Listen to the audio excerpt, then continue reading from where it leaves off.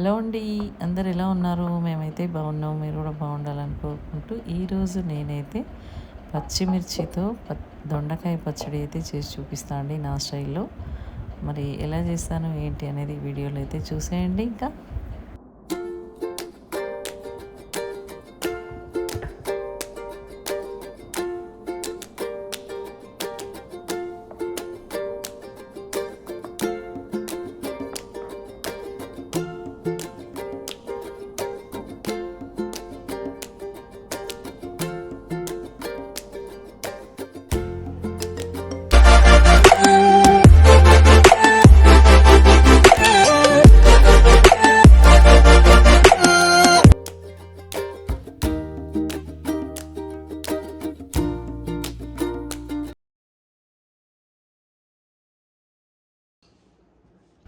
నేనైతే ఒక పావు కేజీ దొండకాయలు అయితే తీసుకున్నా అండి ఇక్కడ.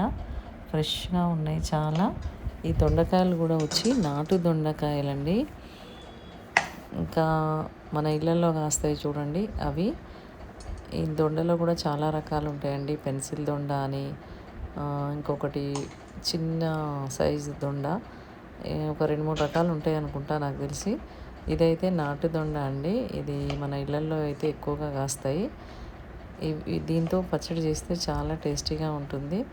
అందుకనే నేనైతే దొండకాయ పచ్చడి అయితే చేసేందుకు రెడీ అయిపోయాను. ముందుగా ఒక కళాయి అయితే పెట్టుకొని దాంట్లో కొన్ని పల్లీలు అయితే వేసి వేయించుతా అండి.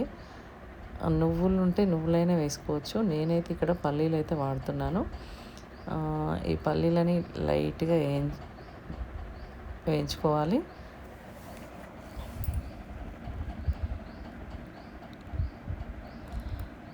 ఇవి దగ్గరుండి సిమ్‌లో పెట్టి వేయించాలండి. ఎందుకంటే పల్లీలలో పచ్చి వాసన పోతేనే పచ్చడి అనేది టేస్ట్ అనేది వస్తుంది. మనం ఆదరబాదరగా చేసి పల్లీలని మొత్తం లోపల వేగకుండా చేసి పచ్చడి చేస్తే అది అంత బాగా టేస్ట్ అయితే రాదు. మీరు ఇలా సిమ్‌లో పెట్టి నిదానంగా వేయించి చూడండి. పల్లీలలో మంచి ఫ్లేవరు, మంచి టేస్ట్ అయితే వస్తుంది. ఇప్పుడైతే నేను కొన్ని పచ్చిమిరపకాయలు అయితే తీసుకొని కొంచెం లైట్‌గా ఆయిల్ వేసి ఫ్రై చేస్తున్నాను.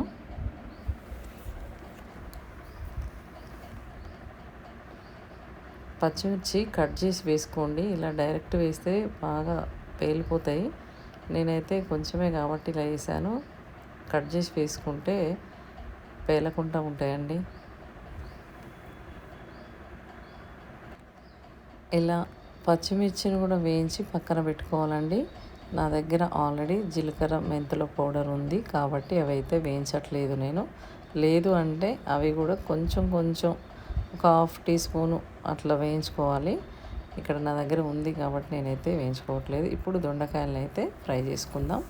ఫ్రై అంటే మీరు ఆయిల్లో డీప్ ఫ్రై అనుకోకండి. నేను జస్ట్ కొంచెం ఆయిల్ వేసేసి కొంచెం అలా మగ్గనిస్తాను. తర్వాత నేను వాటర్ అయితే యాడ్ చేసుకుంటా అండి. డైరెక్ట్ ఆయిల్లో ఫ్రై అయితే చేయను. ఎందుకంటే మరీ ఆయిలీగా ఉన్నా కానీ పచ్చడి అనేది టేస్టీగా ఉండదు. ఇలా కొంచెం వాటర్లో మగ్గించుకుంటే పచ్చడి అనేది సూపర్ టేస్ట్ ఉంటుంది. ఇంకా నేనైతే కొంచెం పసుపు, కొంచెం ఉప్పు కూడా యాడ్ చేస్తున్నా ఇందులో. ఎందుకంటే ఉప్పు వేస్తే అందులో ఉన్న వాటర్ అనేది బయటకు వచ్చేస్తుంది. ఈ దొండకాయలు కూడా పచ్చివాసన పోయేంత వరకు కొంచెం ఫ్రై చేసుకున్న తర్వాత వాటర్ అయితే యాడ్ చేసుకోవాలి. ఇందులో నేను కొన్ని టమాటాలు, కొంచెం కరివేపాకు, కొత్తిమీర, కొద్దిగా చింతపండుని అయితే యాడ్ చేస్తున్నా అండి. ఇందులో వాటర్ కూడా యాడ్ చేసుకున్నాను. వాటర్ అంటే ఎక్కువగా వేయొద్దండి, కొంచెమే వేసుకోవాలి. చూడండి ఎంత బాగా కుక్ అవుతున్నాయో. ఇలా బాగా కుక్ అవ్వాలి.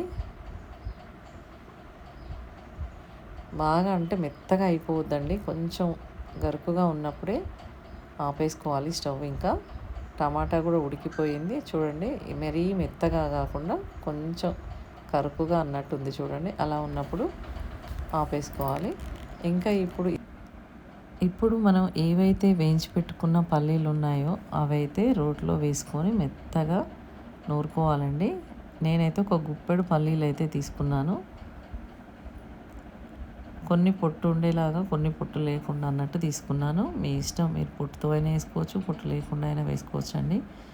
ఇక్కడైతే నేను కొంచెం అలా కొంచెం ఇలా అన్నట్టుగా హాఫ్గా తీసుకున్నాను. ఇలా రోట్లో వేసి మెత్తగా రుబ్బుకోవాలి. పౌడర్ చేసుకున్న తర్వాత పచ్చిమిర్చి వేయాలండి. ఇది పౌడర్ కాకముందుకు పచ్చిమిర్చి వేస్తే మెదిగిపోదు.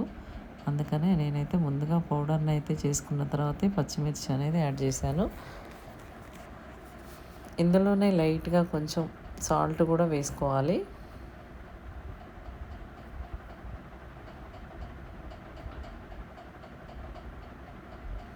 ఇలా మెత్తగా నూరుకొని, మరీ మెత్తగా చేయొద్దండి, కొంచెం కచ్చపచ్చగా అన్నట్టే ఉండాలి. అలా ఉంటేనే బాగుంటుంది. ఎంతైనా రోటి పచ్చళ్ళకు ఉన్నంత టేస్ట్ మనం మిక్సీలో చేస్తే రాదండి. ఎంతైనా రోటిలో పచ్చడి చేస్తే ఆ టేస్టే వేరు. ఇంకా ఇప్పుడు నేను ఇందులోకి అయితే కొన్ని వెల్లిపాయలు అయితే తీసుకొని వేస్తున్నాను. కొంతమందికి వెల్లిపాయలు అంటే ఇష్టం ఉండదు. ఇష్టం ఉండని వాళ్ళు వేసుకోని అవసరం లేదు. ఎల్లిపాయలు వేస్తేనే పచ్చడి అనేది టేస్ట్, ఫ్లేవర్ అనేది మంచిగా ఉంటుంది. ఇలా మెత్తగా నూరుకోవాలండి.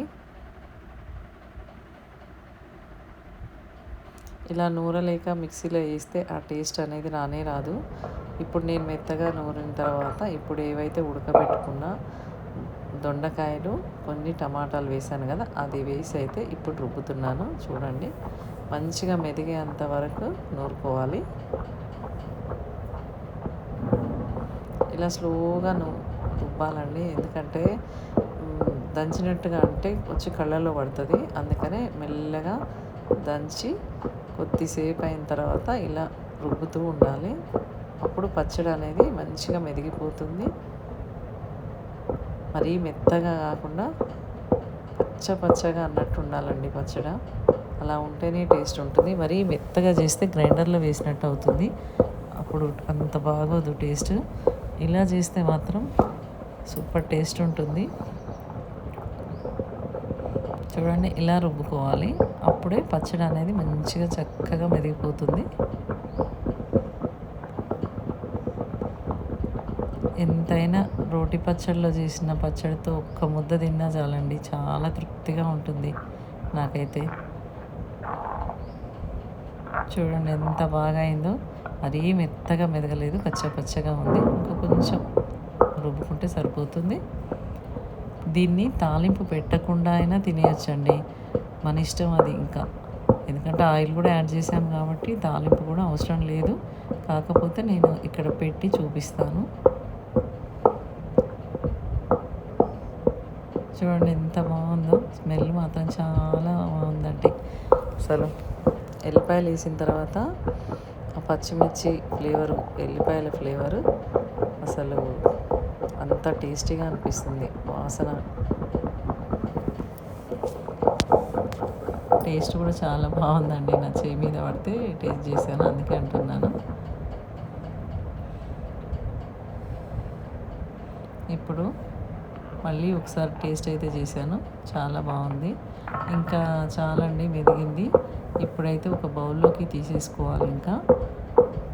ఇంకా మెత్తగా కావాలనుకుంటే మీ ఇష్టం అండి. కొంతమందికి ఇలా కచ్చాపచ్చగా దంచుకుంటే ఇష్టం ఉండదు, మెత్తగా రుబ్బుకోవాలనుకుంటారు కాబట్టి వాళ్ళ ఇష్టాన్ని బట్టి రుబ్బేసుకోవచ్చు. నేను మాత్రం మరీ మెత్తగా కాదు, మరీ బరకగా కాకుండా మీడియంగా ఉండేలాగైతే రుబ్బి పెడుతున్నా అండి.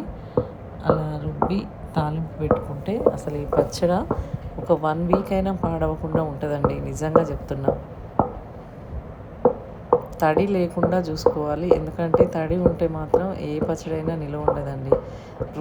రోకల మండ తడి లేకుండా 1 గంట ముందుగానే కడిగి ఆరబెట్టుకుంటే మనం ఏ పచ్చడి రుబ్బినా అంత తొందరగా పాడవదు, ఎక్కువ రోజులు నిల్వ ఉంటుంది. చూసారా, ఇలా రుబ్బాను నేను. మరీ మెత్తగా కాదు, మరీ గట్టిగా కాకుండా మీడియంగా రుబ్బి పెట్టుకున్నాను.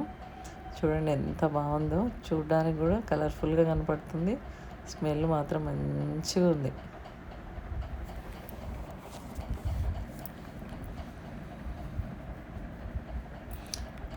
ఇంకా అయిపోయిందండి. ఇప్పుడు దీన్ని ఒక బౌల్లోకి అయితే తీసేసుకుందాం.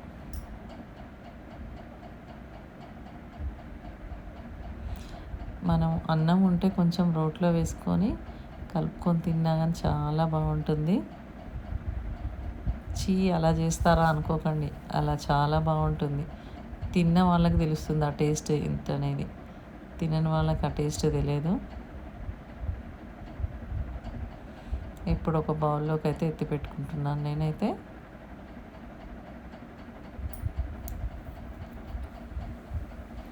నాకు ఇలా రోటి పచ్చళ్ళు చేయడం అంటే చాలా ఇష్టం అండి.